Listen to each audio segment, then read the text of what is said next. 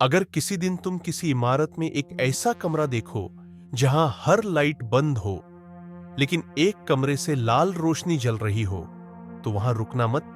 दरवाजा खोलना तो दूर, उस कमरे की तरफ देखना भी मत, क्योंकि लाल रोशनी वाला कमरा दिखता सिर्फ उन्हीं को है जिनकी जिंदगी जल्द बदलने वाली होती है। यह कहानी कोई अफवाह नहीं है, यह उन लोगों की कहानी है जो अब अपनी जिंदगी नहीं जी रहे, क्योंकि उस कमरे में कोई और उनकी जगह ले चुका है। राहुल को पुराने घरों से हमेशा अजीब सी बेचैनी होती थी। उसे लगता था कि दीवारें सिर्फ ईंट पत्थर नहीं होती, वे यादें भी जमा कर लेती है। दर्द, डर, मौत और चीखों की यादें। लेकिन मुंबई जैसे शहर में जहां किराया जेब के हिसाब से ज्यादा मायने रखता है, वहां डर से ज्यादा मजबूरी काम करती है। इसी मजबूरी में राहुल ने उस इमारत में फ्लैट लिया था। 6 मंजिला, बेहद पुरानी, लगभग 40 साल पुरानी बिल्डिंग। बाहर से देखने में साधारण, लेकिन अंदर कदम रखते ही अजीब सा सन्नाटा महसूस होता था, जैसे वहां रहने वाले लोग नहीं बल्कि कुछ और सांस ले रहे हो। पहले दिन चौकीदार ने चाबी देते समय कहा था, साहब रात में ऊपर वाली मंजिल पर मत जाइएगा। राहुल ने हंसकर पूछा, क्यों, भूत रहते हैं क्या? चौकीदार की हंसी नकली थी, उसकी आंखें नहीं हंसी थीं। बस मत जाइएगा। राहुल ने बात टाल दी। उसका फ्लैट 4थी मंजिल पर था, ऊपर 5वीं और 6ठी मंजिल। लिफ्ट अक्सर खराब रहती थी, सीढ़ियां संकरी थीं, बल्ब पीले और कमजोर। पहले 2 दिन सब सामान्य रहा, लेकिन तीसरी रात जब राहुल देर से घर लौटा, तब उसने पहली बार कुछ अजीब देखा। सीढ़ियां चढ़ते हुए जब वह 5वीं मंजिल के पास पहुंचा, तो उसकी नजर ऊपर गई, 6ठी मंजिल की तरफ। वहां अंधेरे के बीच एक हल्की लाल रोशनी जल रही थी, एक कमरे से, सिर्फ एक। बाकी पूरा फ्लोर अंधेरे में डूबा हुआ था। राहुल रुक गया।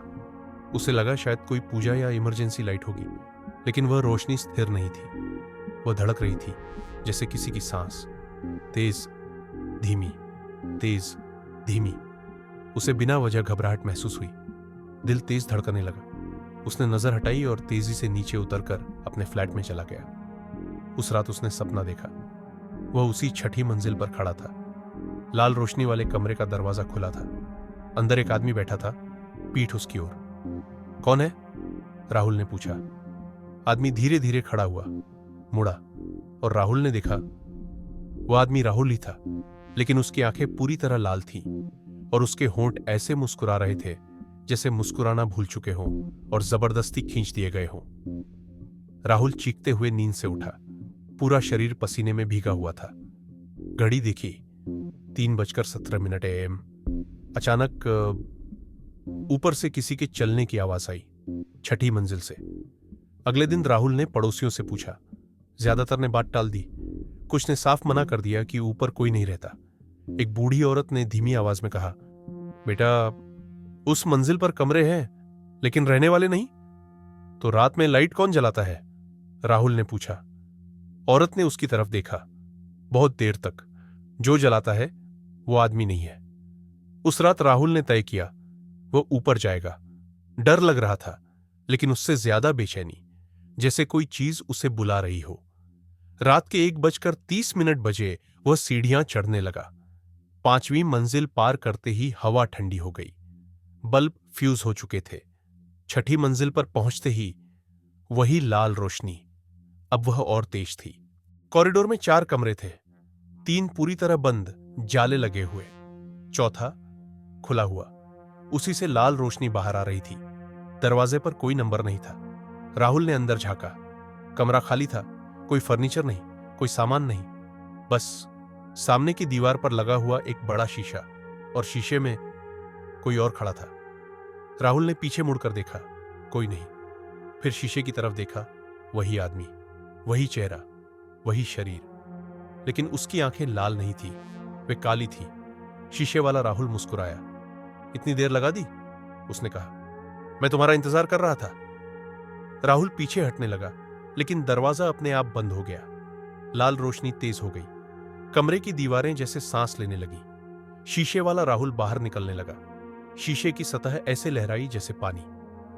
तुम कौन हो? राहुल चीखा। वह हंसा। मैं वही हूं जो तुम बन सकते थे। अचानक राहुल को अपने सिर में तेज दर्द महसूस हुआ। यादें, बचपन, डर, गुस्सा सब एक साथ उमड़ने लगे। उसे दिखने लगा इस कमरे में पहले भी लोग आए थे, बहुत से लोग। हर बार कोई अंदर गया और कोई बाहर निकला, लेकिन बाहर आने वाला वही नहीं होता था। लाल रोशनी क्या है? राहुल ने रोते हुए पूछा। वह आकृति पास आई, बहुत पास। ये बदलाव की रोशनी है, उसने फुसफुसाया। ये सच दिखाती है और फिर बदल देती है। अचानक शीशे से हाथ निकले। राहुल को पकड़ लिया गया।